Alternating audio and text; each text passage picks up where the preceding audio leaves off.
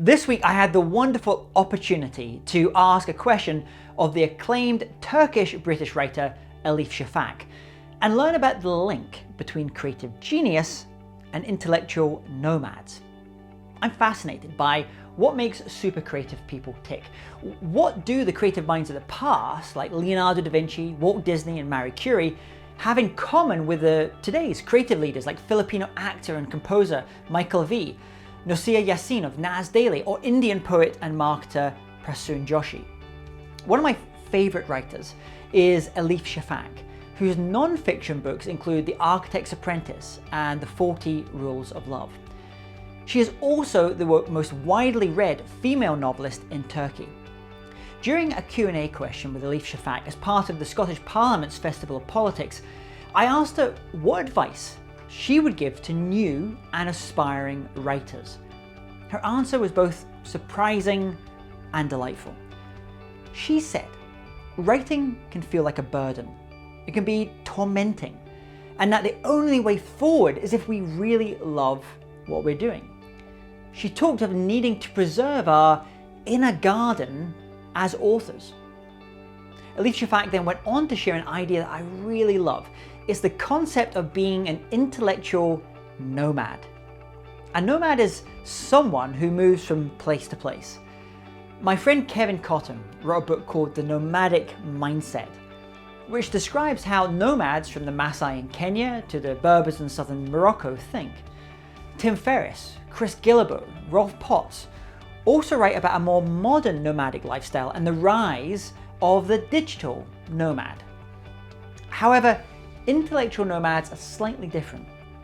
In the case of authors, Elif Shafak believes that to write well, we need to be intellectual nomads, reading both fiction and non-fiction, spending time in the company of writers from both the East and the West. Now, why is this important for doing creative work, whether that be writing a novel or designing a new product? It's because studies show us that the most creative people are often boundary crossers. The boundary crossing skill is going beyond the subject and connecting dramatically different or relevant subjects or fields by developing diverse expertise and passions.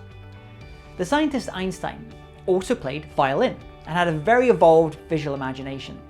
Leonardo da Vinci was famous for studying disciplines as diverse as art, engineering, and human anatomy. Being an intellectual nomad is about moving your mind from place to place. It's about being an intellectual magpie and not just reading widely and having diverse interests, but also connecting the dots. If you've ever felt stuck in your creative work or struggling with creative blocks, one of the easiest ways to get out of that rut is to reconnect with your intellectual nomadism, to step back and gain some perspective by moving to a different place intellectually. Struggling with that strategic business plan? Learn how to tell a story by watching a Taika Waititi movie. Problems with writing that next chapter of your book? Learn how artificial intelligence technologies like GPT-3 can augment your human writing skills. Being an intellectual nomad is about planting a variety of seeds in the inner garden of your mind. Diversity of thought begins with diversity of experience. My name's James Taylor. Thanks for watching.